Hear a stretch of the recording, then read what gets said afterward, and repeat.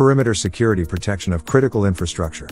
According to the U.S. government, critical infrastructure can be divided into 16 sectors. Chemical, commercial facilities, communications, critical manufacturing, dams, defense industrial base, emergency services, energy, financial services, food and agriculture, government facilities, healthcare, and public health, information technology, nuclear reactors, materials, and waste, transportation systems and water and wastewater systems.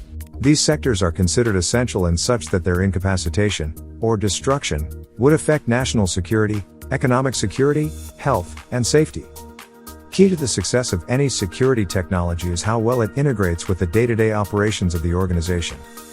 Integrate, streamline operations by integrating intrusion detection, video surveillance, and access control.